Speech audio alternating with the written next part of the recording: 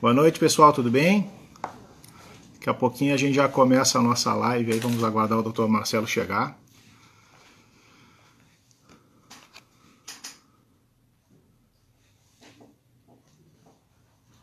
Tá indo aqui.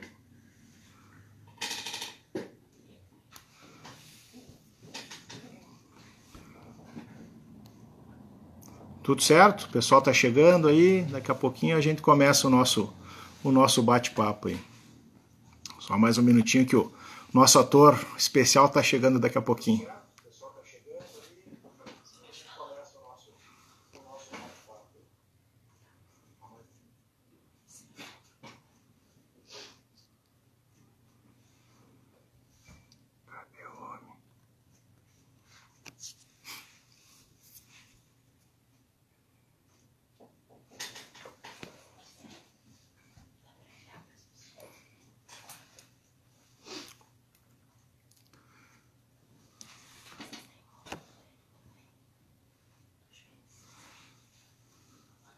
Boa noite, boa noite. Vamos chegando.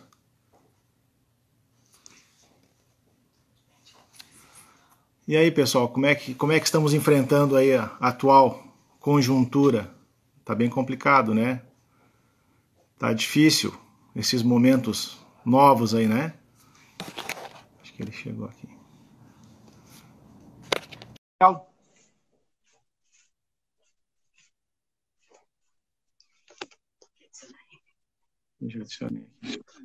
Boa noite, tudo bem? Tudo bem, doutor? Tudo tranquilo? Tudo. Chimarrãozinho aí para esquentar, né? Está muito frio, então tem que usar um chimarrão aí.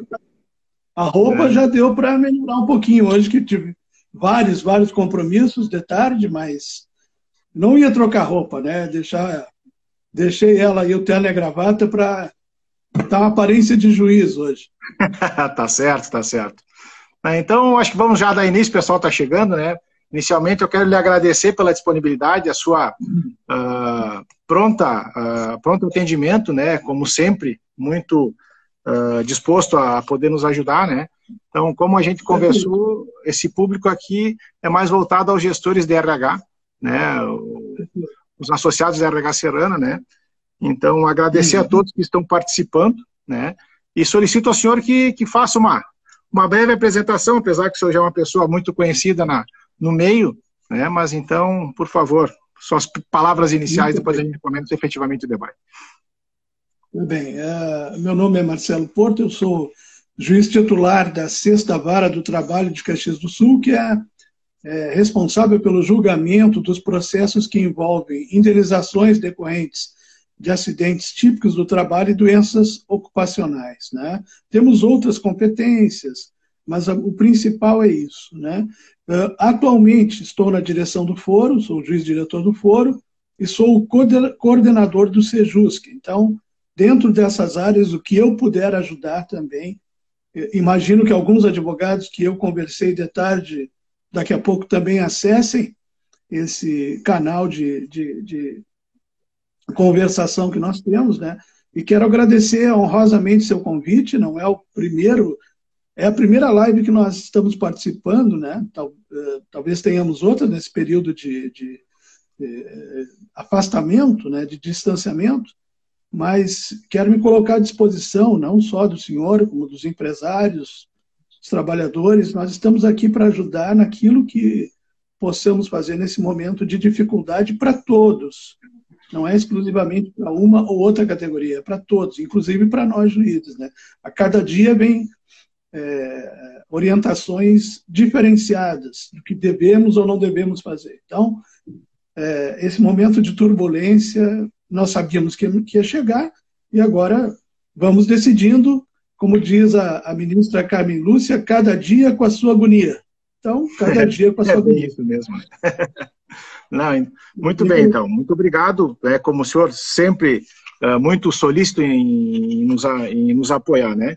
Então, a ideia aqui desse nosso bate-papo é a gente analisar os efeitos da pandemia na relação dos trabalhadores, né? Quando a gente fala em trabalhadores, não são apenas os empregados, então tem uma série de outros atores, né? Desde prestadores de serviços, empregados autônomos, mês, né? Então hoje se utiliza muito também dessa forma de trabalho, e muitos deles são associados à RH Serrano. Nós temos em torno de 700 associados, né, entre pessoas físicas e jurídicas, né? Então é uma discussão no entorno disso, né? O momento é totalmente atípico, né? Inclusive a gente também está se experimentando através de um bate-papo online, ou seja, nos obrigamos de uma hora para outra nos adequar, né? Algumas coisas a gente já vinha talvez protelando no nosso dia a dia, mas de certa forma o vírus nos obrigou a tomarmos algumas medidas diferentes, né? E com certeza sairemos dessa com outras experiências, além das negativas vinculadas à pandemia, mas muitos fatores positivos, né, em todos os aspectos. Se levar em conta, então, o próprio vírus, ele já causa muito desconforto às pessoas, porque não se tem noção exatamente do que é, da complexidade, se vê que é um problema global, né? A incidência da doença, ela vai além também das questões pessoais e de saúde de cada indivíduo, né? Ela afeta diretamente as relações de trabalho, né? A gente vê insegurança com relação à manutenção de empregos, redução de salário e renda, né? Algumas demissões, infelizmente, elas acontecem, né? Então, doutor Marcelo, diante desse cenário, bem como a sua experiência em estudos da saúde mental dos trabalhadores, de que forma o senhor analisa todo esse contexto em que estamos vivendo atualmente? Essa matéria, eu tive um curso de 1 ano de saúde mental e ambiente de trabalho, né? Os transtornos mentais relacionados ao trabalho, mas o foco é saúde mental no ambiente de trabalho, né? Nós sabemos que os nossos ambientes de trabalho são, em grande parte, estressantes, né? De um estresse negativo, não do estresse positivo. Muitas vezes temos dificuldade de convivência no nosso ambiente. Hoje de manhã, doutor, para o senhor ter uma ideia, nós estávamos conversando, eu estava conversando com uma psicóloga, Estela Mares, que é perita também na Sexta Vara, sobre síndrome de Peter Pan e as consequências no mercado de trabalho. Aquela pessoa que se frustra muito, aquela pessoa que não aceita uma ordem, que não aceita uma hierarquia, e como isso leva para o mundo corporativo grandes problemas de relacionamento, né? E nesse ponto atual, nesse momento atual, que eu tenho comentado com outros integrantes da área da saúde, principalmente da psicologia e da psiquiatria, que nós convivemos aqui no dia a dia, por força do nosso trabalho de acidentes, de doenças ocupacionais, né? Nesse caso específico seria uma doença ocupacional, até uma concausa. Duas circunstâncias básicas estão acontecendo com os trabalhadores, e eu imagino até com os empresários. A primeira é uma ansiedade, uma crise de ansiedade muito forte. Nós não sabemos o dia de amanhã, mas já estamos prevendo que o dia de amanhã será pior do que de hoje. Para muitos tem sido assim, né? E o segundo ponto é a depressão. Uma depressão muito alta que também está vencendo a resistência, a resiliência de muitos trabalhadores e de muitos empregadores. Muitos fechando as portas, muitos fazendo despedidas em massa, né? Mas aí por questões econômicas. Mas também isso lhes afeta, porque eu conheci na minha vida vários empregadores que tinham uma missão ali também social, não exclusivamente do lucro, porque o lucro faz parte do capitalismo, né?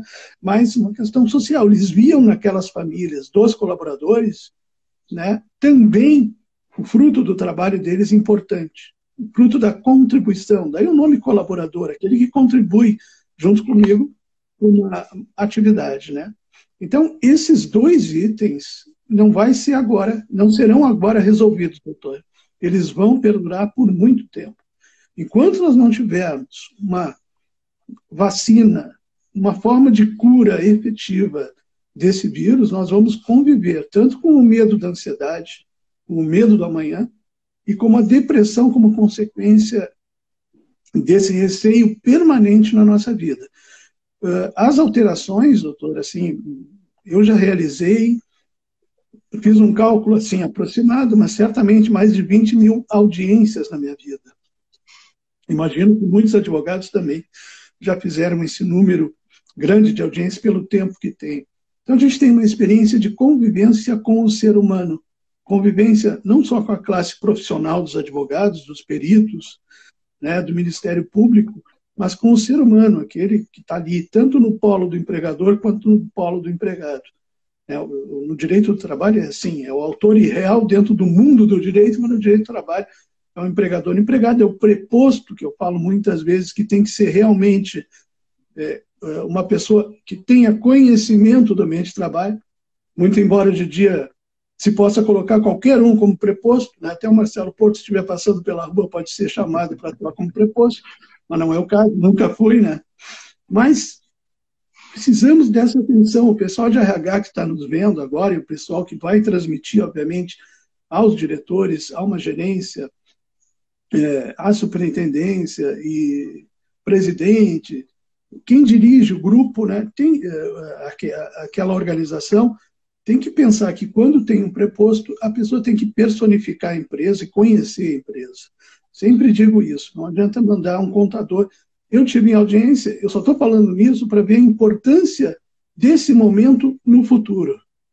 Eu não estou falando desse momento agora que nós recém poderíamos voltar a ter audiências por videoconferência, daqui a pouco a gente comenta isso.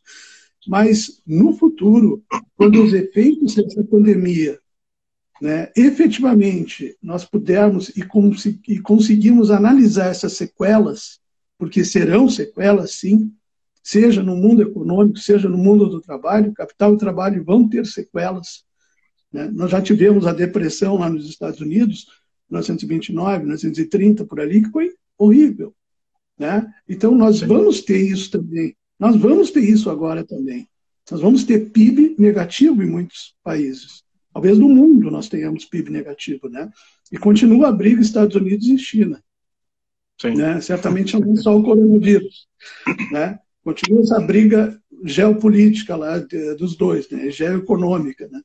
Então, no futuro, que eu não posso lhe dizer se será 1, 2, 3, certamente um mês não será. Nós vamos ter muito da Justiça do Trabalho sendo chamada para solucionar problemas. Muito mesmo. É um alerta que a gente faz, as pessoas dizem, não vai ter muito processo. Eu acho que sim.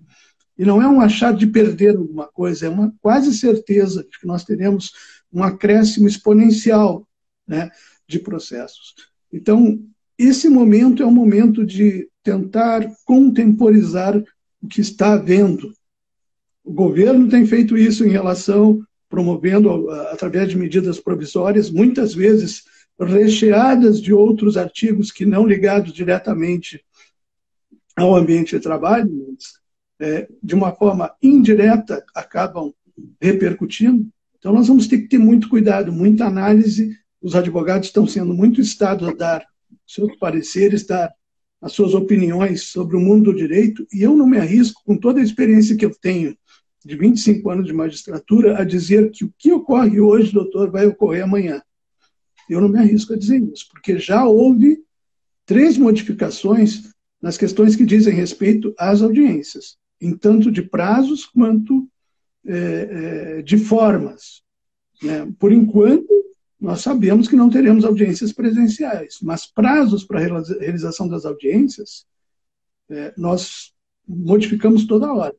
Né? Até por imposição de CNJ, depois do Conselho Superior da Justiça do Trabalho, e chegando ao final no Tribunal Regional do Trabalho. E mais, doutor, cada tribunal tem o seu administrativo, como cada empresa tem o seu administrativo.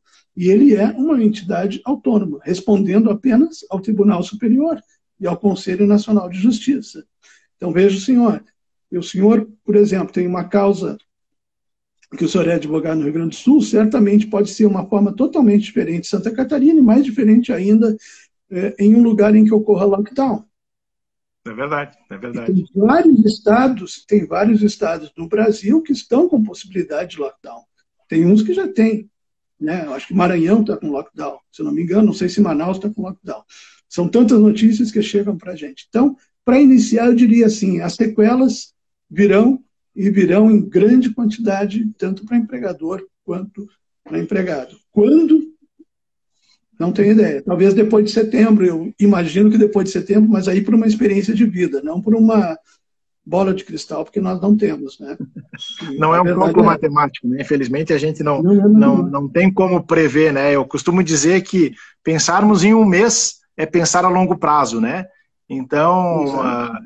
isso é muito importante, então, que se tenha esse cuidado, e se nós pensarmos assim, até dentro do próprio estado do Rio Grande do Sul, nós temos realidades diferentes em vários municípios, né? Então, que está no Brasil que é com culturas muito diferentes, né? Então, e também é o momento das empresas e os profissionais de RH, que basicamente são os nossos associados, né?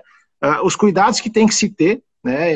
E nós, no papel de advogado, nós reforçamos sempre que, apesar de tudo que está acontecendo, de ser tudo muito dinâmico e novo, é importante que as empresas tenham formalizado o que está sendo feito hoje, né? Então, se acha, talvez alguma falta de controle, alguma coisa, essa crise, essa pandemia vai passar, e lá na frente a empresa, por algum motivo ou outro, poderá ser demandada, e é importante que ela tenha documentos ou tenha isso tudo formalizado justamente para uma possível futura ação trabalhista e uma futura defesa nesse sentido, né? Então, é bem importante isso, e até esse assunto veio à tona, os efeitos da pandemia na saúde do trabalhador, é justamente porque nos nossos grupos de debate, nós temos aqui na RH Serrana algumas linhas de grupos de WhatsApp, fizemos recentemente uma pesquisa também para que os associados trouxessem o que as empresas estão fazendo, né, a nível geral, e os sentimentos que estão sendo verificados e as posições adotadas pelas empresas, para que se tenha efetivamente uma noção melhor do que está acontecendo e a percepção de cada um, né?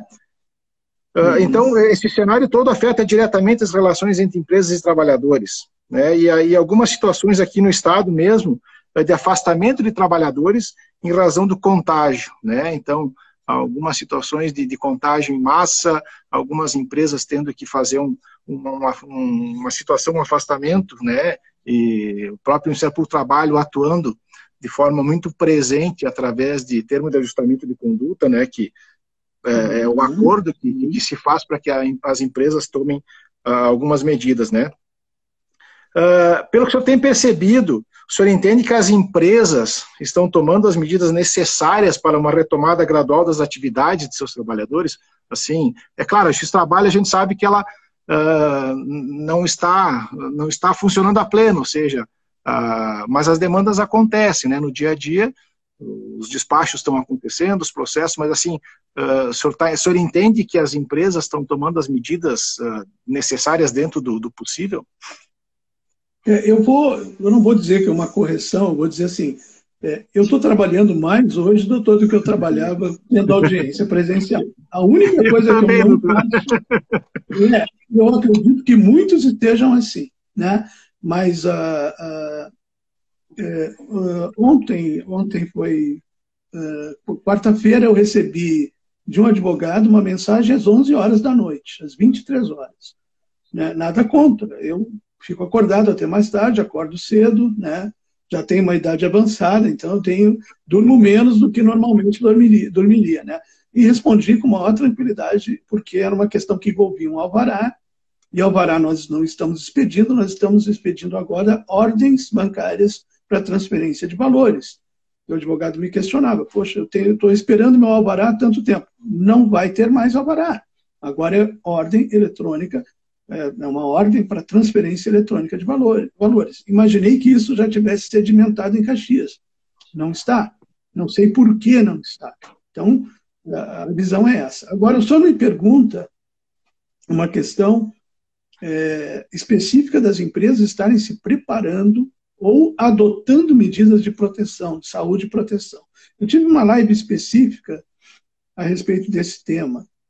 E eu sempre ressalto a importância, doutor, em audiência, quando eu falo com os prepostos, quando eu vou às empresas realizar inspeções judiciais, quando eu fico com dúvidas sobre ambiente de trabalho, da importância do RH nesse momento. E aqui não falo porque o senhor estamos na RH Serrana. Não, eu falo porque isso sempre foi por mim defendido em todas as palestras que eu fiz. Acredito que o RH funciona realmente como um algodão entre os cristais, entre o trabalhador e entre a direção da empresa. Ele está ali no meio. Ele não está acima, não está abaixo, ele está exatamente no meio. Né?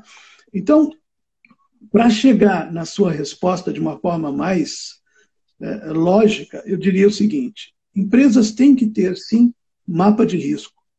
Mapa de risco é o que vai me dizer quais são os EPIs necessários que eu devo utilizar no meu ambiente de trabalho.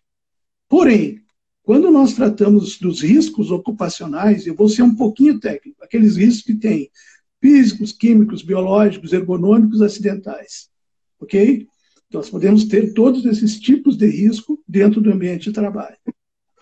Nós agora podemos estar com um problema ergonômico muito forte pela cadeira que utilizamos. É o nosso risco ambiental. É o nosso risco ambiental. Tá? Então, como nós temos agora um risco que é de agente biológico, que nós não tínhamos até então de uma forma tão candente, tão forte, as empresas passam a olhar, mesmo que não conste no seu mapa de risco, de uma forma diferenciada para esse agente, que nós podemos chamar de um agente patogênico, um agente que cria uma doença, certo? Claro que ele vai criar uma doença. Mas eu posso ter acesso a esse agente, posso me contaminar fora do ambiente de trabalho ou no ambiente de trabalho. Então, a minha sugestão para os empregadores é que, em contato com um médico do trabalho, não é apenas a CIPA, para quem tem CIPA, para quem não tem, deve ter até uma empresa que preste serviço de CIPA. Tá? De CIPA não, desculpa, de Saúde e Segurança do Trabalho. Tanto CIPA na cabeça que a gente acaba se confundindo, mas é Saúde e Segurança do Trabalho. Tá? Então, o que eu sugiro? Muito importante agora entender os riscos ocupacionais e acrescer, mesmo que não tenha, o agente biológico, o risco biológico. Tá? Quando eu tenho risco biológico, eu vou procurar EPIs determinados para afastar, ou não é só elidir. O elidir teria essa conotação de afastar, mas muitas vezes não funciona. Protetores auriculares, muitas vezes, não são os melhores para afastar uma perda auditiva, até porque o ruído ele caminha pelo corpo, né? É uma vibração. Né? Então, assim, as empresas vão ter que ter um olhar diferenciado, um prisma diferenciado para o agente biológico. Para o distanciamento necessário, não é da casa, mas distanciamento, aqueles que estiverem atuando, o distanciamento dentro do ambiente de trabalho. Para exigir, por exemplo, utilização de máscara, utilização de óculos de proteção, né? O contágio se faz pelas vias aéreas, pelos olhos também, né? Pela boca. Então, se usar a máscara, eu vou ter um pouquinho menos contato. Luvas, se tiver que utilizar luvas para alguma atividade, que tipo de luva? Quem vai dizer isso é um conjunto de pessoas, ou será um conjunto de pessoas formada pela CIPA, para quem tem, pela empresa prestadora de saúde e segurança do trabalho para aquela determinada corporação, se não tem CIPA, for uma empresa muito pequena. E eu diria, e eu vou mais longe ainda, doutor, fui indagado por um técnico de segurança sobre grau 1 e grau 2 de risco. Ah, não precisa fazer isso, não precisa fazer aquilo. Faça. Faça, porque a resposta de amanhã pode ser extremamente negativa para grau 1 e grau 2 de risco. Porque esse agente não diz onde ele está, doutor. Esse agente patogênico está por aí. Né? E se eu não criar, depois nós chegamos lá no artigo 29, que teve a sua eficácia suspensa, né, da 927. Né? Mas se eu não criar barreiras para a Covid-19, né, a coronavírus disease, né, a doença coronavírus, né, se eu não criar barreiras no meu ambiente de trabalho, certamente, eu não vou dizer 100%, porque isso pode ocorrer em qualquer lugar, mas eu terei muita dificuldade de apresentar uma defesa consistente. Se eu não tiver um bom recibo de entrega de EPIs, ligados também ao agente biológico, né, a qualquer agente biológico, mas principalmente para esse agente biológico, para evitar aquele contato. E mais uma situação, doutor, vou me lembrando, conforme são tantas coisas. Aglomeração de vestiário. É um dos meus temores. Muitas empresas, por óbvio, se utilizam de vestiários e nós sabemos que nos vestiários concorrem vários trabalhadores ao mesmo tempo. Isto pode ser um momento de contaminação. Não tem, às vezes a pessoa não está com sintomas e está contaminada, né? Ainda não desenvolveu os sintomas efetivos, não tem febre, não tem tosse seca, e aí assim vai indo. Claro que se estiver bem pior, aí não vai trabalhar, né? E sem saber estar transmitindo para o colega ao lado, né? Eu acho muito válido agora que se tenha aquelas empresas que estão trabalhando efetivamente, que se tenha aquele DDS, Diálogo Diário de Segurança. Se explique a forma de contágio, se explique. Eu sei que a televisão é massiva nisso, o rádio é massivo, mas muitas vezes nós não damos a importância necessária de como evitar esse contágio, né? Até o próprio não isolamento, o próprio não distanciamento das pessoas pode ocasionar o contágio de uma forma que nós não queríamos, mas pode ocorrer, né? Então, esses diálogos diários de segurança, que podem ser ministrados por um técnico de segurança, por um médico do trabalho, especificamente nessa área, nós estamos falando da área produtiva, mas da área de saúde, de segurança do trabalho, né? Do engenheiro de segurança, para quem tem, né? Então, pode ser feito. Se não tem nada disso, vai ter algum responsável pela empresa que pode fazer essa explanação, certo? Então, cuidar. Recibo de entrega de EPIs necessários a afastar eventual agente biológico, né? Qualquer um, e em especial a Covid-19. Isso deve ser observado pelas empresas, doutor. E não sei se todas estão fazendo esse mínimo, como se diz no direito, o mínimo minimorum, o mínimo do mínimo. Tá? Sim. E a gente tem que fazer no mínimo do mínimo, porque depois as consequências lá adiante podem ser muito graves, né? Infelizmente, esse vírus pode causar, inclusive, a morte da pessoa. Então, se for comprovado que não tinha os EPIs necessários, será muito difícil a defesa do empregador, se não deu o EPI necessário, e é obrigação patronal, 156, 157 da CLT. Tá? Então, começa por aí. Até por ser um agente totalmente desconhecido, né, doutor? Não se tem certeza, né? Então, todas as precauções são importantes para evitar a propagação disso e evitar também, por via de consequência, uma responsabilização da empresa no futuro, no eventual contágio dos trabalhadores, né? O que a gente percebe é que as empresas estão tomando cuidado e adotando algumas medidas, então, estabelecendo algum protocolo a ser seguido, desde a entrada do ônibus fretado pelas empresas, né, um distanciamento entre os empregados, os passageiros no ônibus, chegam na empresa, é feita uma medição da temperatura, se procura ter esse distanciamento em refeitórios, né, em áreas comuns, os próprios EPIs e muitas atividades elas já são necessárias, então se reforça ainda mais essa questão das máscaras, né, que são um dos principais EPIs para esse momento, né, para evitar a propagação. Então, mas todo cuidado, ele é importante e deve ser seguido, né? Então, nos menores detalhes, né, talvez a empresa tenha que ter esse cuidado, e o papel do profissional de RH é muito importante para poder difundir isso e poder orientar o empregador para adotar as medidas que sejam pelo menos necessárias ou conhecidas para que se possa evitar o contágio e a disseminação do vírus, né? Me permite só fazer um parênteses naquilo que o senhor, antes que o senhor faça a próxima pergunta.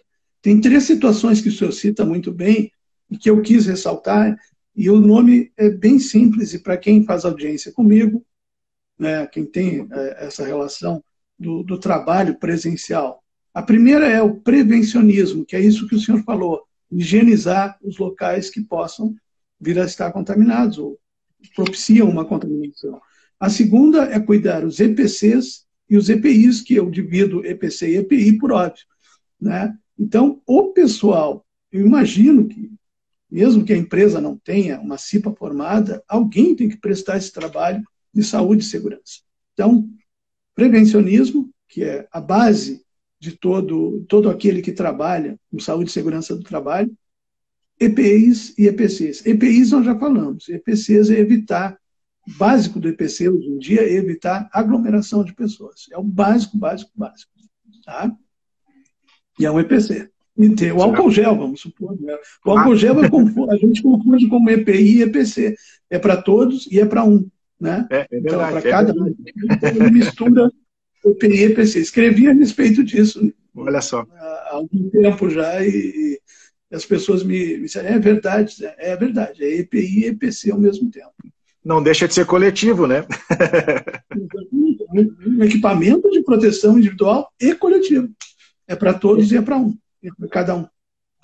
É verdade. Por outro lado, o que se propaga muito, e as empresas também, se entende a ansiedade ou a necessidade de retomar a atividade produtiva, mas, por outro lado, ao abrir, né, a possibilidade de trabalhar ou ampliar o quadro de empregados para poder se tirar uma produção, aumenta a responsabilidade do empregador nesse sentido, né? Porque se entende toda essa necessidade de poder girar a roda, porque a gente sabe que as consequências econômicas também elas podem ser muito grandes, né? Ainda mais que nós vimos de um período de muita recessão e talvez esse ano, mesmo que de forma pequena, ia se melhorar, né? Se sinalizava alguma melhora no aspecto econômico do país, né?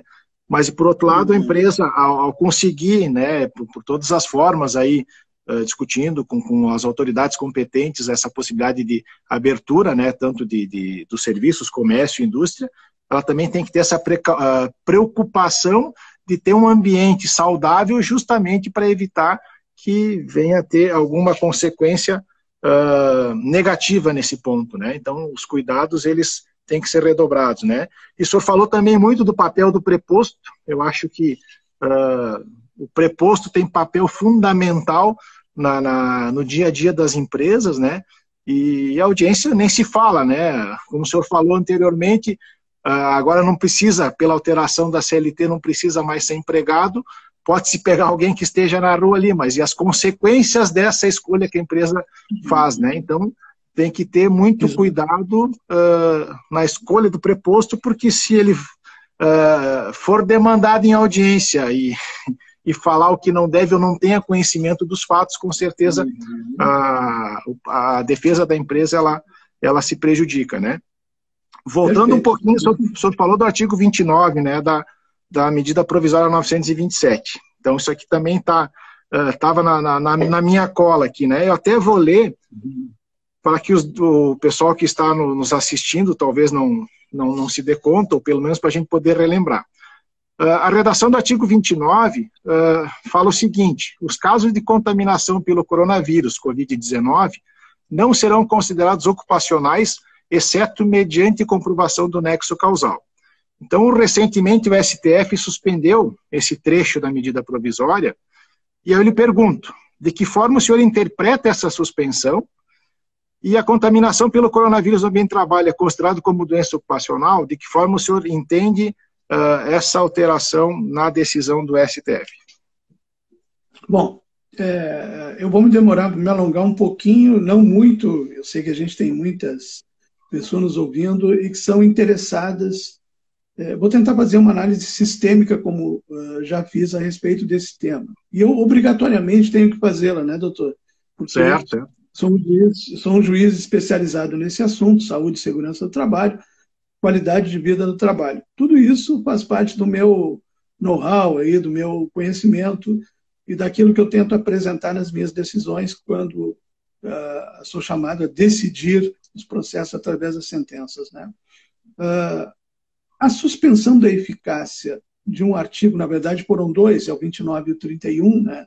O 31 já diz respeito às fiscalizações, né, dos auditores fiscais do trabalho, né?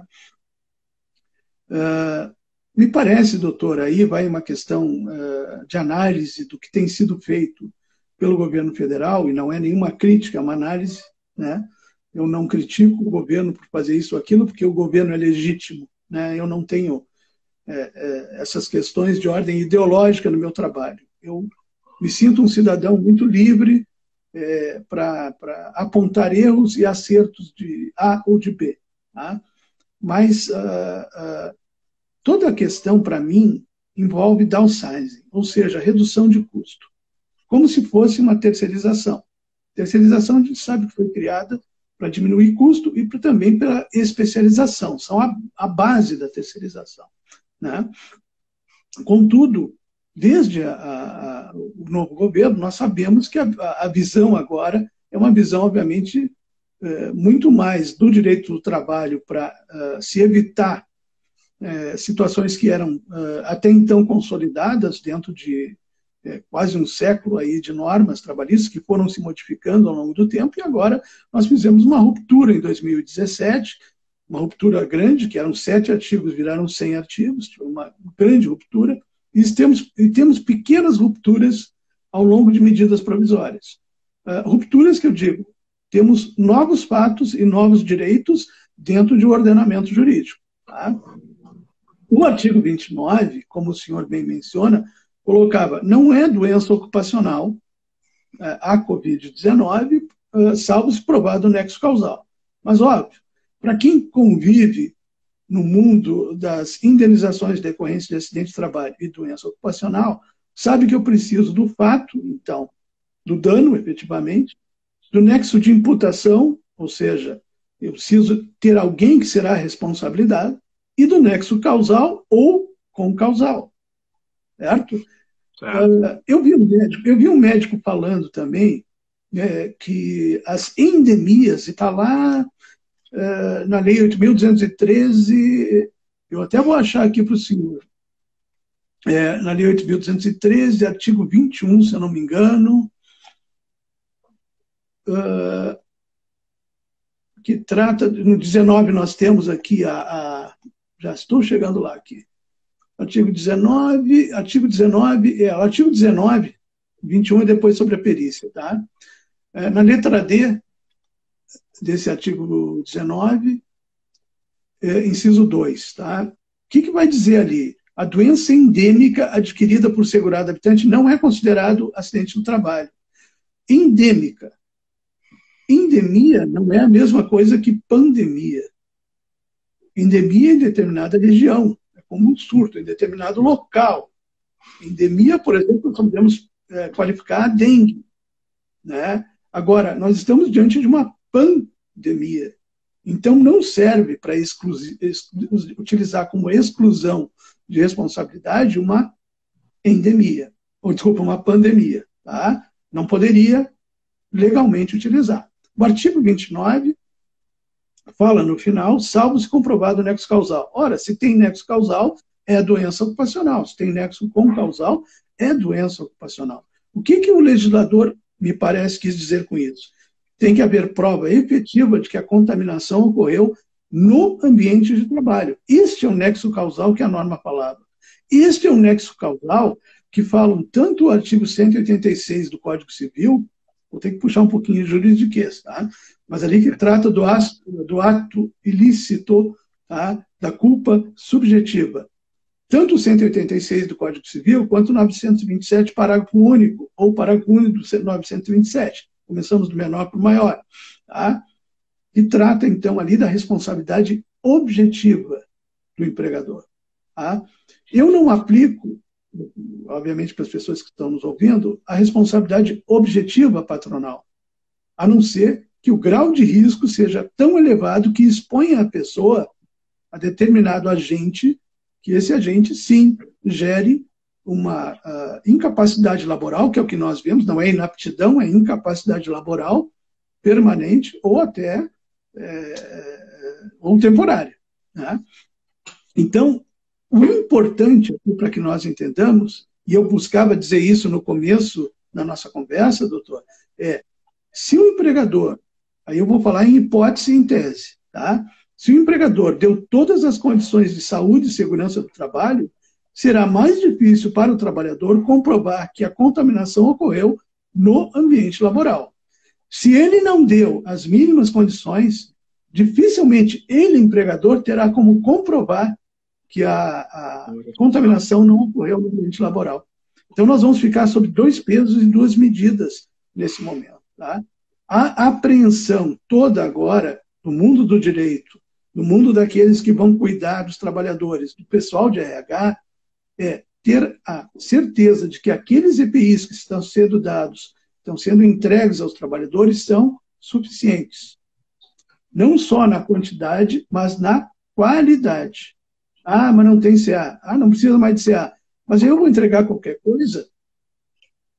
Não, não vou. O senhor e eu, certamente, na hora de colocar gasolina no carro, a gente escolhe um posto confiável.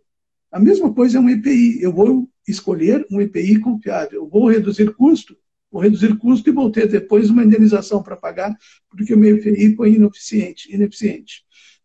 Então, o artigo 29, ele afronta, na verdade, 2 artigos da Constituição Federal que falam de saúde e segurança do trabalho, que estão lá no artigo 7º, né, dos direitos e garantias individuais, mas dos trabalhadores. Né, e são, como já disse até o presidente Bolsonaro, eu acho que imagino lá no começo da presidência, da atividade dele como presidente, né, e são cláusulas, entre aspas, se nós voltarmos ao passado, imexíveis. São cláusulas pétreas, né, não podem mexer, né, porque o artigo 60 diz que os direitos e garantias fundamentais, e aí nós reportamos o artigo 7 da Constituição Federal também, 60 da Constituição Federal, e a gente vai para o juridiquês, né, também diz isso, não pode mexer naquilo que está ali como cláusula pétrea, o direito e garantia individual é a cláusula pétrea e tem menção em saúde e segurança do trabalho, dentre aqueles vários artigos que compõem. Tá? Então, o que é importante agora? Dentro do possível, analisar bem e tentar afastar o nexo causal. O nexo causal se origina do quê? De uma contaminação que pode ocorrer dentro do meu ambiente de trabalho.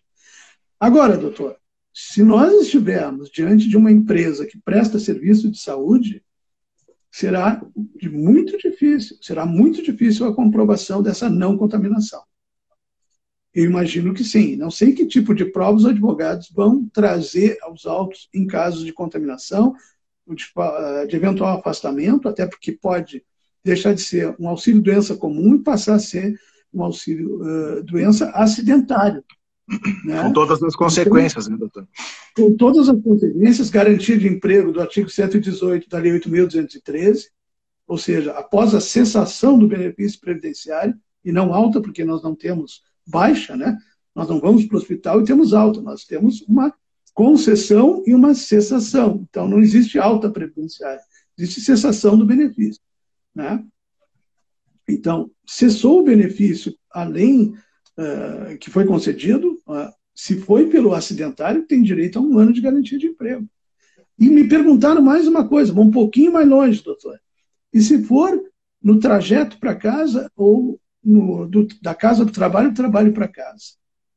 Acidente de trajeto ou de percurso. Se for uma contaminação de trajeto ou uma contaminação... Veja como as ideias amplo, vão... Né, é amplo demais, né? E eu imaginei assim, bom, não deixa de ser uma contaminação, e pode ser, né? Só que vai para auxílio-doença comum. E a gente sempre confunde, mas se eu tenho que emitir CAT, eu vou ter responsabilidade depois civil de indenização. Não é assim. Se não tiver um nexo causal, não tem como imputar a responsabilidade ou dar a responsabilidade ao empregador uma situação que é externa e que ele não tem interferência. Né? Então, tudo isso é difícil de explicar, mas é o que acontece no dia a dia. Nós vamos, não sei se o senhor fará audiência comigo, Deus queira que faça, mas sobre esse assunto, mas aí nós vamos enfrentar isso, eu diria para o senhor, como tem a palavra antiga, dizia aos borbotões, e nós vamos enfrentar muito, muito, muito, muito. Tá? Até pela revogação da medida provisória 905, né? Sim. Então, volta a questão do acidente de trajeto, né? Nós temos que ter esse cuidado também. Volta a ser acidente, considerado como um acidente de trabalho, né? Volta a ser considerado, né, para fins... Eu até faria uma discussão, doutor, se fosse o caso, eu vou voltar para o juridiquês, me desculpa, de repristinação, né? Mas essa seria uma circunstância mais jurídica. Não vou voltar agora, né? O pessoal do Google lá que gosta, vai no repristinação para ver o que é. Voltar uma norma a viver, a ter no ordenamento jurídico, né? O problema todo é que ela foi revogada por uma medida provisória, que tem no plano de eficácia, enquanto vigente, ela produz efeitos, né? E aí, se revogada foi, como efetivamente foi, pelo presidente, ela não caducou, como nós dizemos no direito, ela foi revogada porque ia caducar, né? Voltaria à legislação anterior, porque deixou de produzir efeitos. Então, não seria propriamente uma repristinação, mas aquele período em que vigente não teria o acidente de trajeto e depois passa a ter o acidente de trajeto. Mas é uma questão mais jurídica para se pensar adiante. Tá? Então, doutor, só para encerrar essa questão, o que eu diria para as pessoas de RH, então, para aqueles colaboradores de RH, pesquisar o que é surto, epidemia, pandemia e endemia. Surto, epidemia, pandemia e endemia. Isso vai dar a ideia da atitude que essas pessoas, junto com a direção da empresa, têm que ter no que tange, ou devem ter no que tange a proteção dos seus colaboradores, dos seus trabalhadores de determinada organização. Tá? Mas tudo que o senhor falou antes é prevencionismo, é saúde e segurança do trabalho, é EPI correto e é EPC, distanciamento. Bato nessa tecla de novo. Tá? Muito bem. Nessa linha, o senhor, de certa forma, já respondeu, tem uma pergunta do Lucas, né? É possível ter a certeza de que o contágio ocorreu nas dependências das empresas para responsabilizar, tendo em vista que circulamos em mercados e outros serviços essenciais. Então, isso só reforça todo o controle que a empresa tem que tomar, no sentido de descartar o nexo causal, né? Se ela tomar as precauções todas e fizer a avaliação aí, dentro dessa questão do programa de risco que o senhor fala, né, de análise de riscos, então a empresa tendo isso analisado, tendo isso no seu radar, com certeza ela conseguirá descartar aquelas situações em que não ocorreram nas dependências da empresa, né? Então acho que, de certa forma, essa pergunta do Lucas, ela ficou respondida. Mas eu vou um pouquinho mais adiante, doutor, tá? Vou lembrar o Lucas e aquelas pessoas que estão nos ouvindo, tá? Também gostam de anotar, anotem e leiam o artigo 927, parágrafo único. Não é o CAPT. O CAPT de 927, ele reporta o 186 do Código Civil. Tá? Vou ser um pouquinho técnico agora para explicar mais longe a pergunta do Lucas, que a gente respondeu em parte. Tá? O parágrafo único do 927 diz: haverá a obrigação de reparar o dano, não fala indenização, é reparar. Indenizar é colocar de volta como era. Nós não fazemos isso, nós reparamos o dano. Independentemente de culpa, ou seja, culpa objetiva, não é subjetiva, que é lá do 186, nos casos especificados em lei, ou quando, atenção Lucas e atenção quem nos ouve, ou quando a atividade normalmente desenvolvida pelo autor do dano, ou seja, pelo empregador, quem? Nós estamos falando de empregadores, autor do dano, implicar, por sua natureza, risco para os direitos de outrem. Outrem é a vítima. Então, quanto maior o risco daquela atividade, mais se aproxima a responsabilidade objetiva. Então, note bem, doutora, nós estamos aqui de uma gama de pessoas de várias áreas e que têm contato com outras tantas áreas de trabalho, tantas áreas de atividade, tantos ramos de atividade. Quanto maior a minha exposição ao agente lesivo, maior a possibilidade de incidir a responsabilidade objetiva. E aí eu não falo no primeiro grau, doutor. Eu falo no segundo grau e nos tribunais. Porque o Sebastião Geraldo de Oliveira, que muitos conhecem, já me disse mais de uma vez que o caminho é a responsabilidade objetiva e não a subjetiva. Tá? Então, eu não aplico a responsabilidade objetiva, a não ser que exista um grave risco naquela atividade que a pessoa exerce. Tá? Agora, que vem pela frente, difícil dizer. Não sei o que os tribunais decidirão, mas estou curioso. Então, vou continuar aqui alertando as pessoas de que façam aquilo que o senhor falou antes: prevencionismo, EPI e EPC. Ok, muito bem. Mais duas perguntas aqui do Sil Mota, né? Uma análise de ônus da prova que será peculiar. O que seria considerado dano só nos casos mais graves ou qualquer afastamento? Qualquer afastamento. Nós não temos assim, o afastamento por si só, que é o artigo 19 da Lei 8.213, diz que o afastamento pode ser temporário, né, por uma situação que impeça aquela pessoa, incapacite aquela pessoa, ou definitivo. Aí nós temos uma hipótese, lato sensu, de aposentadoria, por invalidez. Né? Mas o temporário, ele supõe uma recuperação, às vezes uma sequela, ou mais de uma sequela, normalmente é uma sequela, né, que diminui a capacidade laboral da pessoa, o potencial laborativo da pessoa. Então, o que tem que se cuidar, o pessoal de RH vai cuidar muito junto com o médico, o médico do trabalho da empresa, né?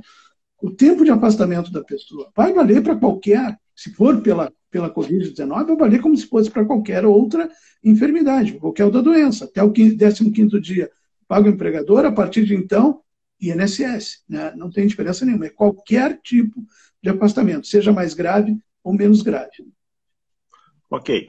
Doutor, eu só, como o Instagram ele estabelece 1 hora para cada live, e nós estamos aí com quase 90 pessoas nos assistindo, e se o senhor nos permitir, nós encerraríamos essa live e que as pessoas comecem a entrar em outra, em função do tempo. O senhor tem disponibilidade de ficar mais um pouco, doutor? Como é que está o seu tempo aí? Estou tranquilo, estou aqui com o meu chimarrão, tenho tempo ainda, assim. Só não então, falta o grosso ali, estou com o chimarrão. Mais tarde. Então nós vamos encerrar essa live, pessoal, e aí nós vamos iniciar uma outra para a gente poder ter mais um tempo de discussão aí, que eu acho que o papo está bem legal, né? Então, voltamos em breve. Olá, pessoal. Voltamos. Vamos só esperar o doutor Marcelo se conectar.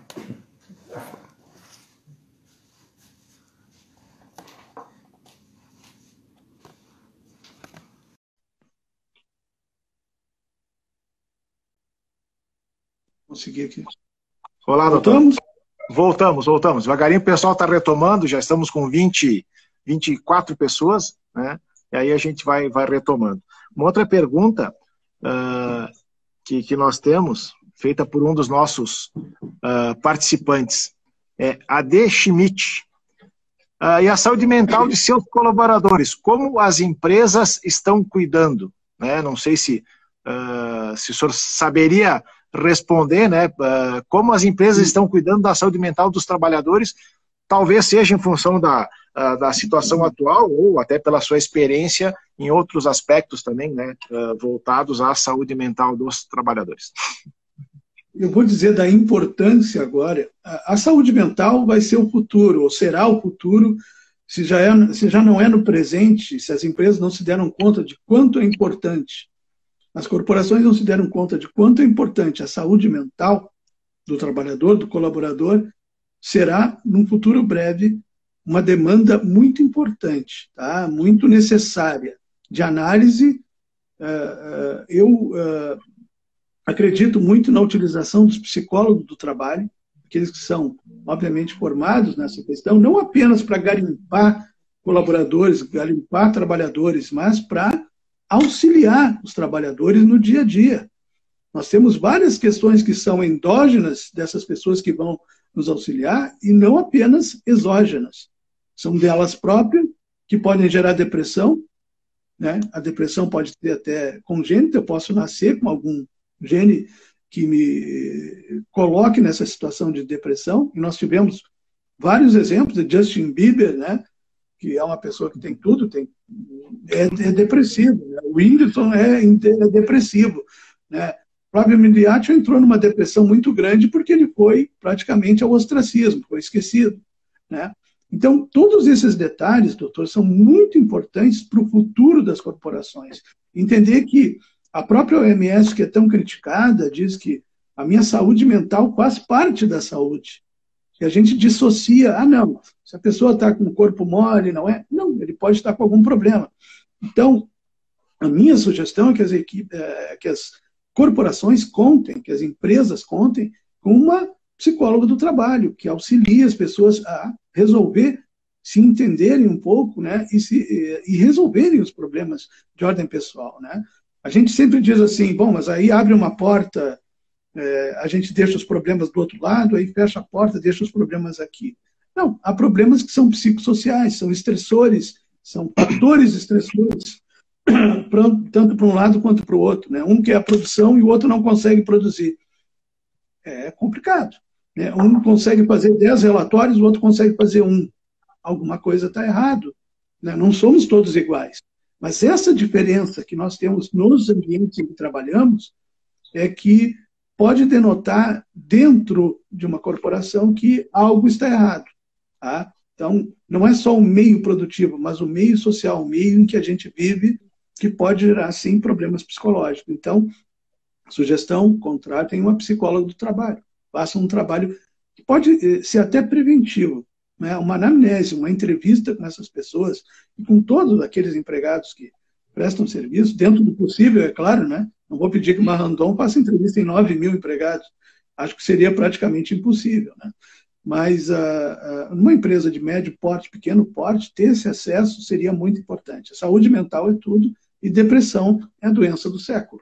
Vamos estar deprimidos, já estamos muito deprimidos pelo que está acontecendo desse distanciamento social. Podemos ficar pior ainda se não tivermos solução para isso. Tá? Então, sim, é muito importante que as empresas olhem para a saúde mental dos seus empregados. É uma doença silenciosa, né, doutor? Acho por isso que é importante a percepção e o cuidado que tem que se ter para analisar os sinais, né? Alguns movimentos, né, que daqui a pouco, se pensar, o empregado ele tinha um determinado comportamento, né, de uma hora para outra. Então, assim, claro, vai numa questão subjetiva, então, desde entender o mundo em que a pessoa vive, as condições, às vezes ele está com uma baixa produção, por exemplo, que está com um problema em casa. Então, as empresas têm que ter esse cuidado também de entender ou dar a oportunidade para que eles possam se expressar ou pelo menos tentar entender o que está gerando determinada situação, né? Então, são percepções que as empresas têm que ter e dentro dos seus quadros funcionais, o senhor falou em psicólogos, né, organizacionais, vai ter daqui a pouco um serviço social, né, que possa também fazer um acompanhamento. Então, às vezes a gente, o senhor falou em corpo mole, né, daqui a pouco, o que está acontecendo efetivamente com a pessoa que possa estar tendo determinadas atitudes, né, talvez uma mudança abrupta, né, da sua condição normal, né. Um outro fator importante que nos nossos grupos aí, que a gente é bastante demandado, ou pelo menos o pessoal tem muita dúvida, é com relação ao grupo de risco, e aí se pensar nos idosos, né, então também entra nessa questão do grupo de risco, né. Tem essa questão do risco em decorrência de algumas patologias, né, que favorece a incidência da Covid-19, bem como os idosos, que é a indicação do afastamento desses trabalhadores de suas atividades. Eu pergunto, senhor, quais as medidas as empresas devem tomar em relação a esses trabalhadores, né, porque daí vai nessa situação de estar favorecendo, talvez, a incidência ou aumentando, ou tendo alguma outra situação que favoreça a ocorrência de alguma patologia que aí, voltando àquela questão do artigo 29 ali, ele possa ser enquadrado como doença ocupacional, né? Então, assim, quais as medidas as empresas devem tomar em relação a esses trabalhadores, né? Se busca home office, férias, aí entra na questão da suspensão ou redução do contrato de trabalho. Por outro lado, tem uma portaria do Ministério da Economia, não me recordo o número agora, dizendo que não se poderia conceder, vamos dizer assim, esse benefício ou aplicar essa modalidade para os aposentados em função que eles recebem já o que fazer, né? Então, assim, de que forma que o senhor percebe isso e de que forma que as empresas poderiam resolver essa situação? Qual que seria a sua opinião? Isso eu acho que essa sua pergunta daria uma live completa. Assim, né? Por isso que a gente renovou o tempo dessa aqui, doutor. Não tem problema, nós podemos aí, né?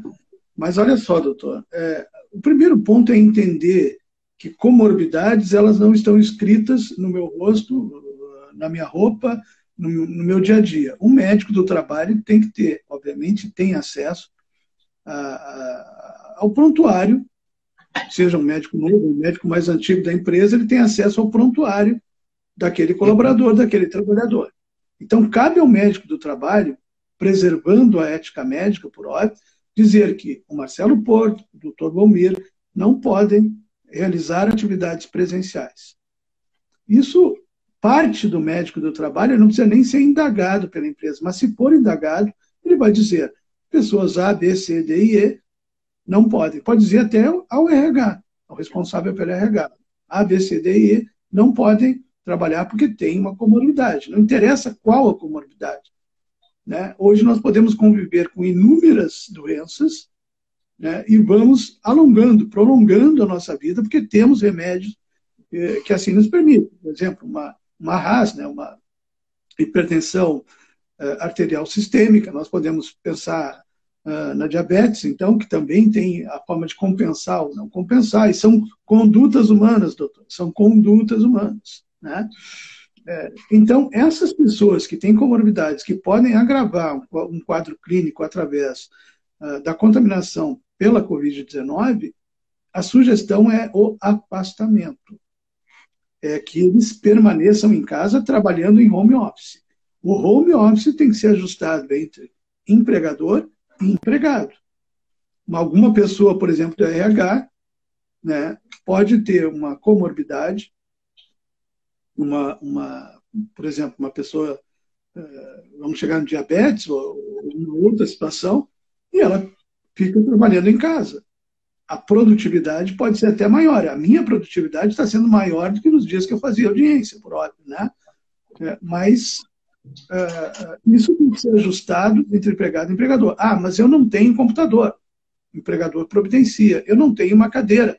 O empregador providencia, porque o home office é um ajuste entre ambos, né? Não é simplesmente a vontade. Tu vais trabalhar em casa, utiliza uma cadeira de plástico e está bem, vai ficar ali 8 horas sentado. Não é assim. O que se deve evitar também, doutor, são aqueles contatos fora do horário de trabalho. E isso pode gerar futuramente as horas extras que não querem, aliás, que se pretende afastar, né, num trabalho à distância. Tá? Então, pode gerar, sim, horas extras. Essas situações do dia a dia, de dentro de uma corporação para um home office, tem que ficar por escrito. Nada de aqui nós estamos conversando. Nós não temos um contrato escrito de que vamos nos encontrar às 19 horas para fazer uma live e falar sobre determinado assunto. Não, a gente tem um contrato verbal que não deixa de existir. Mas no mundo do direito, nós precisamos muitas vezes de um contrato escrito.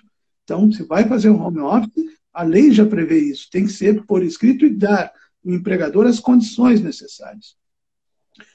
Grupo de risco tem que ser analisado não só pelas comorbidades, mas por aqueles em que a Covid-19 tem uma incidência maior por baixa imunidade. As comorbidades geram baixa imunidade, né? Mas as pessoas acima de 60 anos, isso é muito reiterado pelos médicos, quanto mais velhos nós ficamos, menos imunidade nós temos. Nós vamos perdendo a nossa capacidade de recuperação da imunidade, né? Então, as pessoas acima de 60 anos, pelo risco da Covid, né, terão, obviamente, uma maior possibilidade de agravamento dessa doença, né, ou das consequências da doença. Então, essas têm que ficar afastadas do trabalho. Tem muitos aposentados que permanecem trabalhando, até por necessidade, ou até por conhecimento da empresa de como é o funcionamento e precisam estar ali, ajudar o empregador na sua atividade. Eu estive visitando uma grande fábrica junto com o pessoal de Manaus, eu fui na qualidade de diretor do foro, e havia um trabalhador com 40 anos de casa daquela empresa, praticamente iniciou a vida dele ali, e estava agora já com mais de 60 anos, né, e trabalhando, sendo, vamos dizer assim, um gerente de uma fábrica, de uma parte inteira da produção daquela empresa, que tem vários setores, né? E ele disse, olha, estou aposentado, mas eu gosto de trabalhar. E ele gozava de perfeita saúde. Mas ele também entra num grupo de risco da Covid-19. Então, essa percepção. O que eu faria se eu trabalhasse no RH, que nós estamos falando pessoal de RH? Vamos separar aqueles que têm mais de 60 anos e vamos ver uma forma de que ele preste home office. Se não dá para prestar home office, ele vai ficar em casa, vai ficar afastado do serviço. Aí entramos em várias possibilidades das medidas provisórias, né? Só que quem é aposentado já recebe a aposentadoria, teria o seu salário. né? Então, todas essas questões que são impeditivas de acumulação de valores, nós temos que analisar à luz da lei vigente, né? Nós, no direito, falamos de lege lata e de lege perenda, né? De lege perenda. Então, da lei vigente e do que pode vir aí pela frente. Porque nós começamos essa conversa dizendo, nós sabemos o que vai acontecer na próxima semana? Não.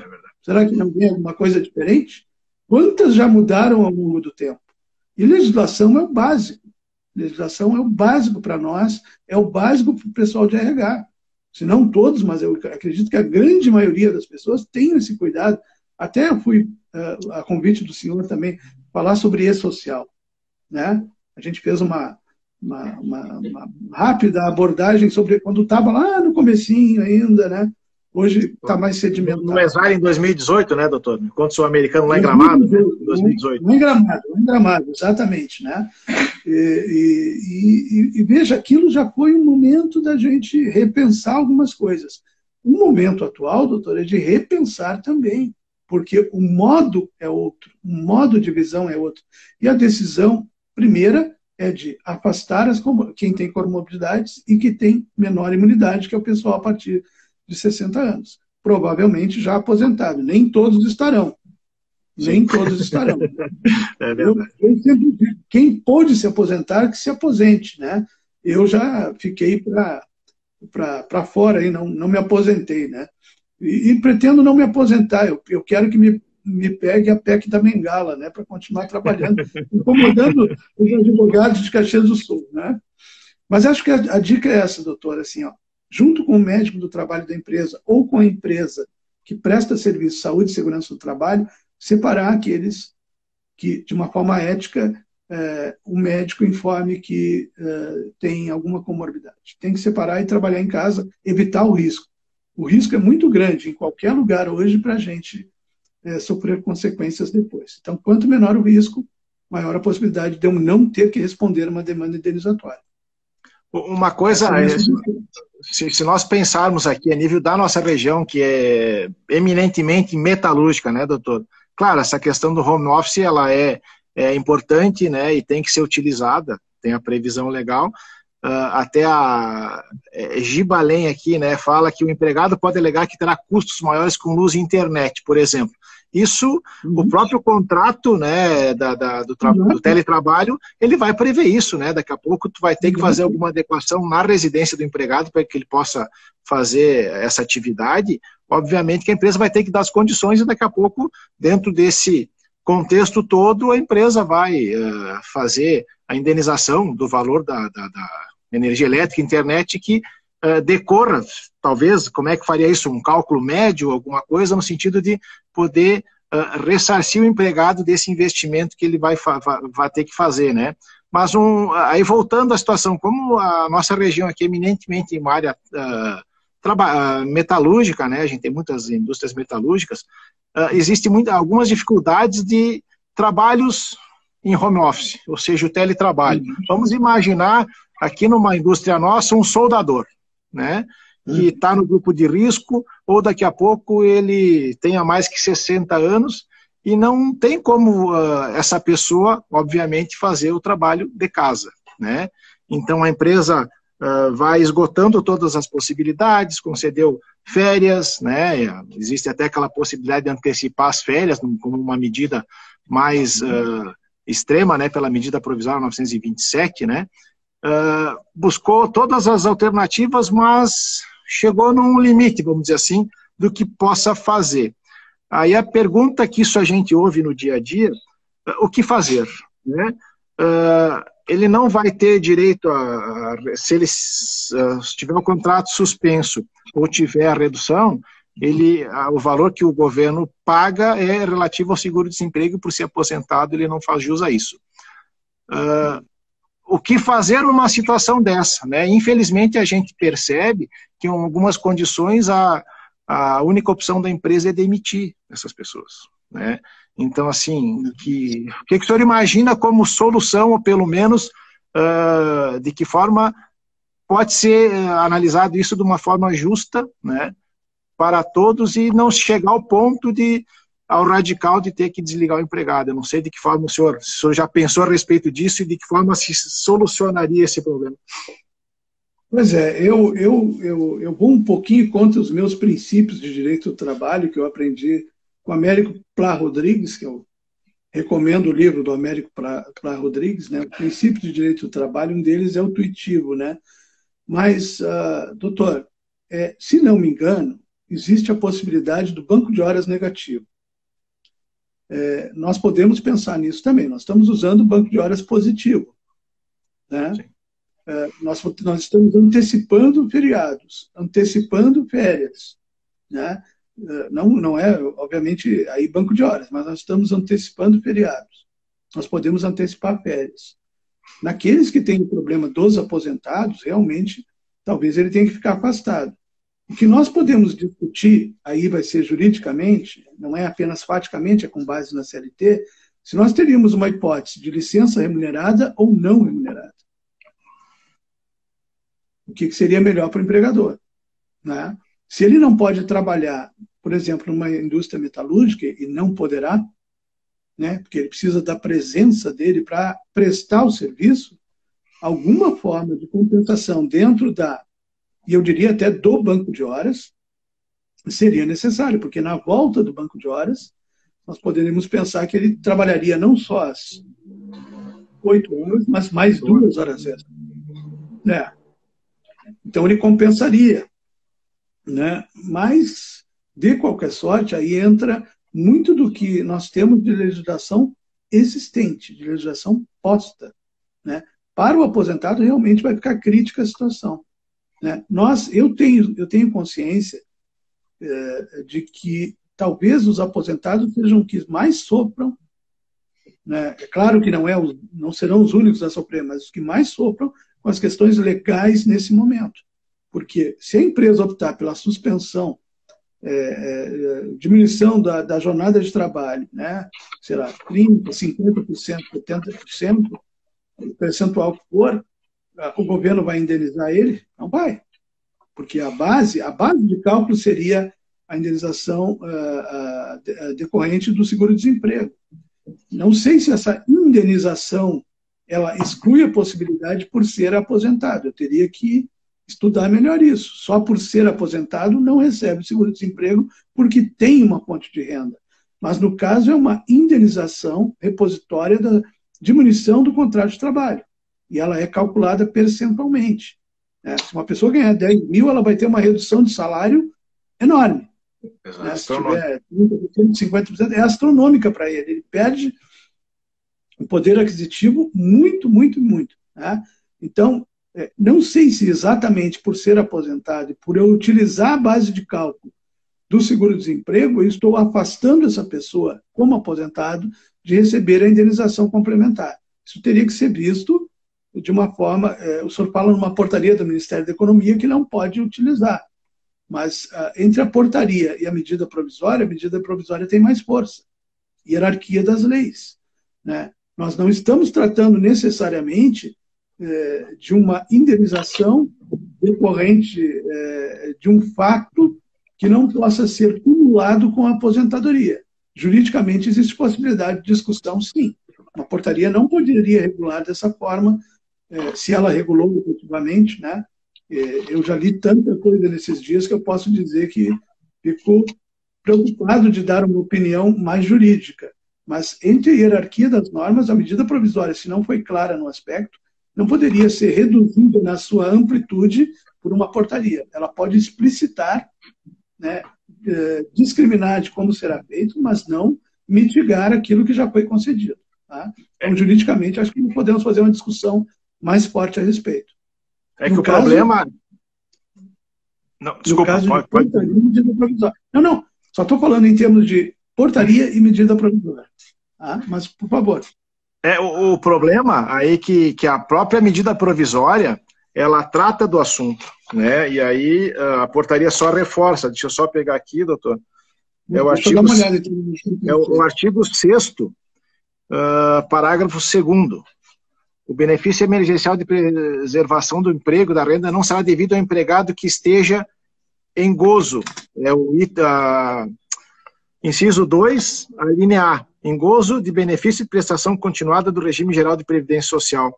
Então, a própria medida provisória, ela trata desse não pagamento, né? E aí que entra essa situação, mas aí, como o senhor colocou, a empresa vai ter que buscar alternativas outras para justamente poder atender isso e evitar a questão mais radical no sentido de efetivamente fazer o desligamento, que seria, entendo que até de forma injusta, né, a pessoa estar sendo dispensada disso. Mas a própria medida provisória, ela trata disso, né, porque ele usa o mesmo conceito do seguro-desemprego, que aí o empregado demitido sem justa causa, que seja aposentado, não faz jus, né.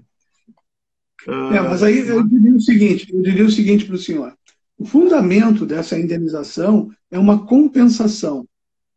Não se trata de reposição, né? Então, obviamente, pode haver um questionamento dentro do judiciário, poderá haver um questionamento, não tenho ciência de questionamentos, estou falando em tese, obviamente, né?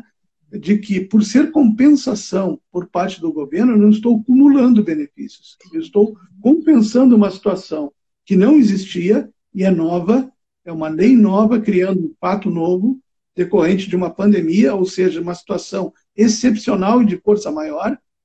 Eu não estou fazendo a regra do dia a dia, o ordinário, né, do dia a dia, o comum do dia a dia. Eu estou numa situação nova. Numa situação nova, eu dizer que a base de cálculo é o seguro-desemprego, é o valor que seria devido a título de seguro-desemprego. A base de cálculo, né, não quer dizer que eu não faça jus. Eu não estou recebendo seguro-desemprego, eu estou recebendo uma compensação financeira. A base de cálculo que é o seguro-desemprego. É diferente, né? Então, parece que se misturam conceitos jurídicos de indenização por compensação. E não é assim. Seguro-desemprego é para garantir quem foi despedido imotivadamente e não tenha renda. É claro que um aposentado tem renda, mas a base de cálculo do seguro-desemprego ser utilizada para efeitos compensatórios da redução salarial pode ser considerada como um acréscimo? Não é um acréscimo de renda, ao contrário, é uma redução de renda. Posso dizer com todas as palavras que já fiz cálculos. 5, 10 mil quem ganhar vai ter uma redução muito forte de renda. Né? Então, juridicamente dá para discutir isso. Eu concordo com o senhor. Eu concordo com o senhor, só que na prática o que acontece?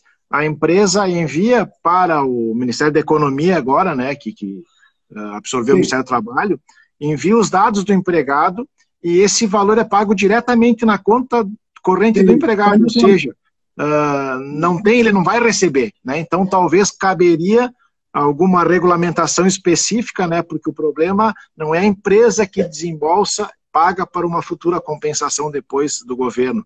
É o governo que diretamente paga o trabalhador e ele não vai receber esse dinheiro. Da forma que está aqui, ele não vai receber. Né?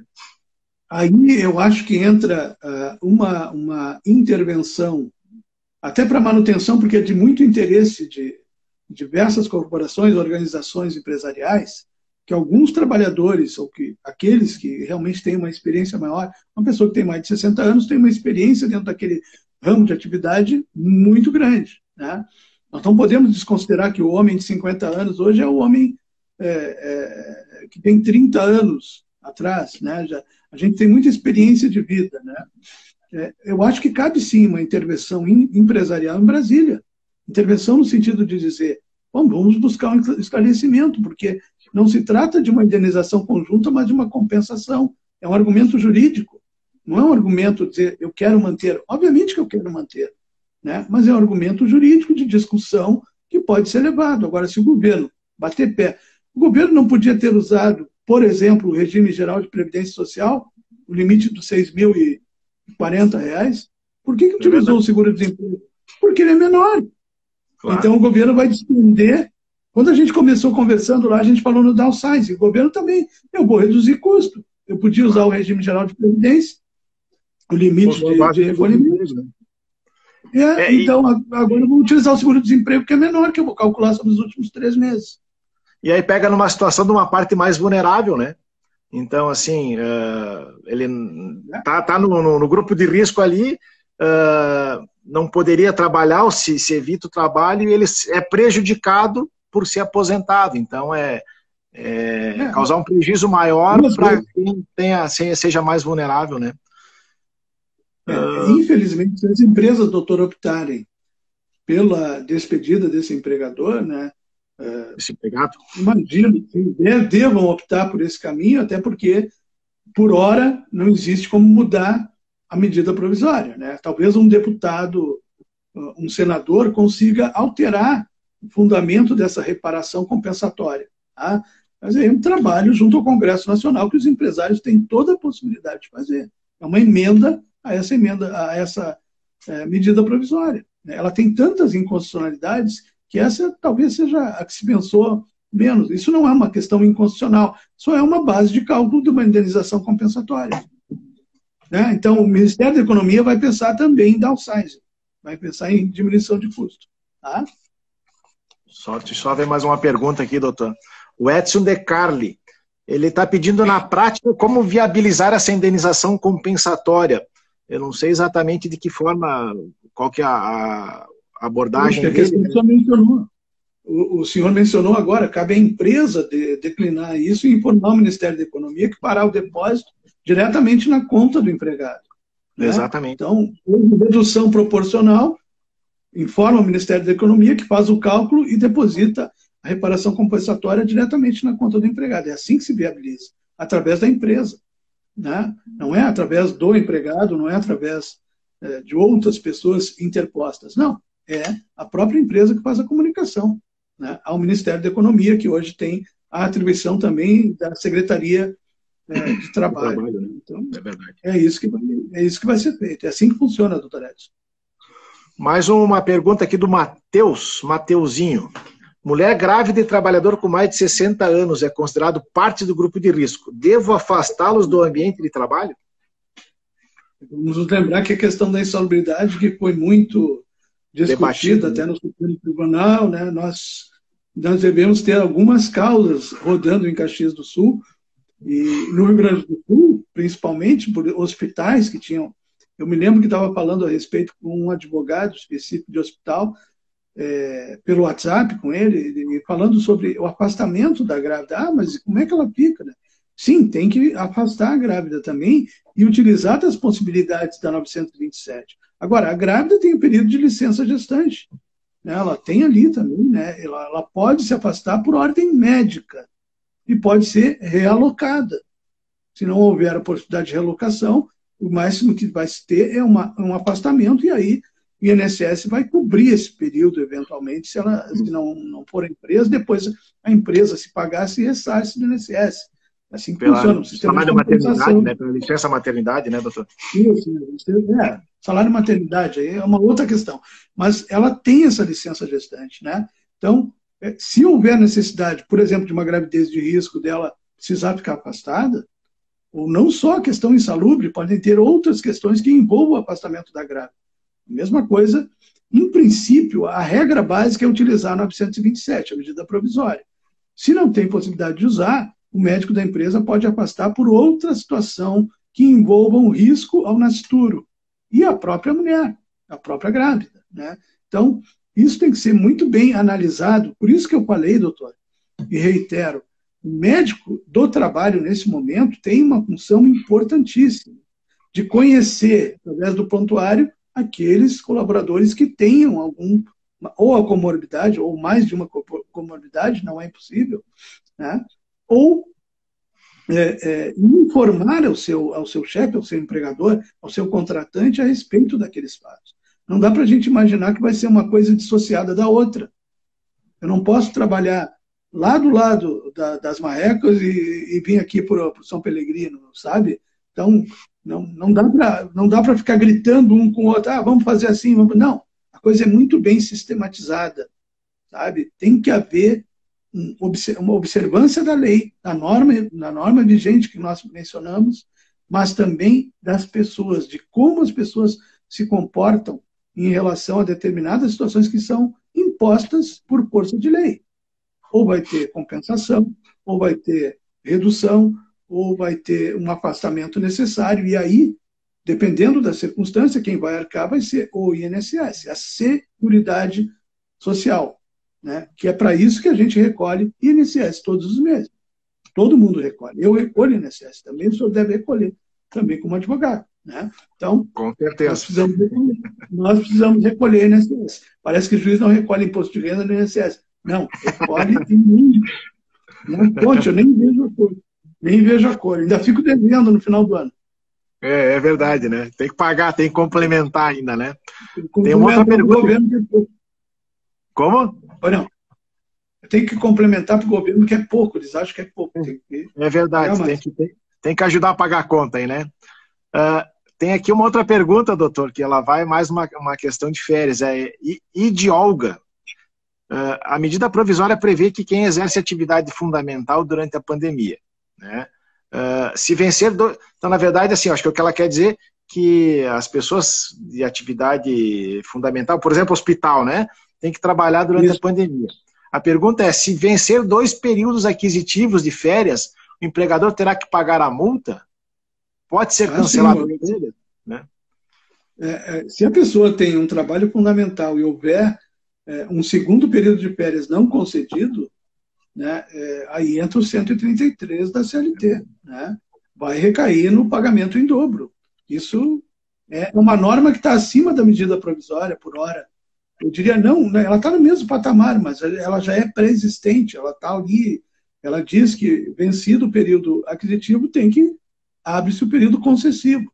Se vencido o período concessivo, já entra o pagamento em dobro das férias.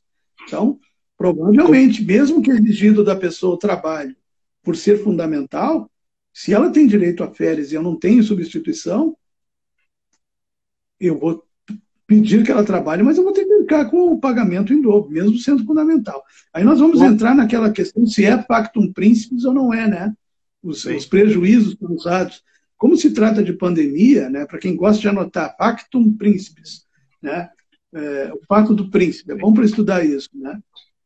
Isso é uma coisa tão rara, né? Eu diria que é período de força maior, né? Aí nós temos algumas situações de pagamento que se resolvem pela CLT. Mas, de qualquer sorte, eu teria cuidado com o que já existe de norma posta. Ou seja, tem lá o 133, vai ter que haver o pagamento em dobro. É um cuidado que a RH vai ter que tomar. Não, concede as férias, né, e faz um rodízio, né?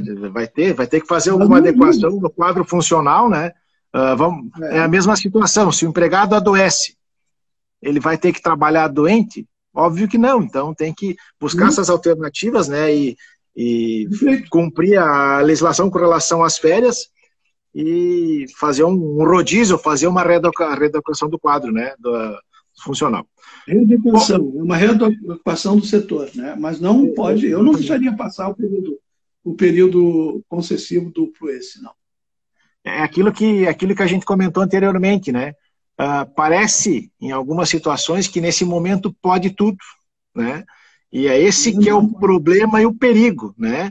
Então, assim, a pandemia vai passar, nós vamos voltar para uma normalidade e os problemas que hoje nós, talvez por algum motivo ou outro, causamos, vamos lá na frente ter as consequências, né, disso tudo. Exatamente. Eu diria para o senhor que isso que o senhor fala a respeito das consequências no futuro vão começar em 2021, não sei exatamente o mês, e nós vamos ter efetivas decisões lá por 2025. Então, provavelmente nós teremos muito trabalho pela frente, até sedimentar uma jurisprudência a respeito, mesmo porque nós estamos em período de exceção, de pandemia. Quando acharem uma vacina, aí todo mundo volta para... Já voltaram, né, doutor? Em alguns lugares já voltaram para a rua, Rio de Janeiro, Amazonas, eu não vou me lembrar agora qual é a cidade do Nordeste, que também é São Luís, Maranhão, né? Mas tem uma outra cidade também que tem Fortaleza, se eu não me engano, né? Mas assim, o que nós estamos pensando agora é o que existe, e nós temos que nos valer do que existe. Não dá para a gente imaginar como será o futuro. E eu não posso nem dizer para o senhor que ocorrerão audiências presenciais. E digo mais para o senhor, não posso lhe dizer agora que ocorrerão audiências de instrução por videoconferência, embora autorizadas. Não tenho como lhe dizer isso. Na Porque prática fica difícil de acontecer, né, doutor? Exatamente. Um dos requisitos nossos do mundo do direito é a confiabilidade no que fazemos. Né? Ela tem que ser uma questão escorreita, ela tem que ser limpa, lisa, onde se permita as partes do duelo, o bom duelo, travar a boa guerra, a guerra de boa fé. Né? Será que essa boa fé eu vou encontrar em todos os... Não sei se eu vou encontrar. Não estou dizendo que há todos com má fé, mas alguém vai ter má fé. E eu macular uma situação com má fé não pode se propagar para outras situações? Pode. Eu vou agir com boa fé, o senhor vai, o doutor Edson de Cali vai, mas e aquele que não vai? Né? Tem gente vendendo vacina agora, não tem, doutor? Tem gente vendendo vacina em Quetilha. Né? Tem gente fazendo álcool gel. Fazendo álcool gel no quintal de casa. Exatamente. Então, as pessoas arranjam uma...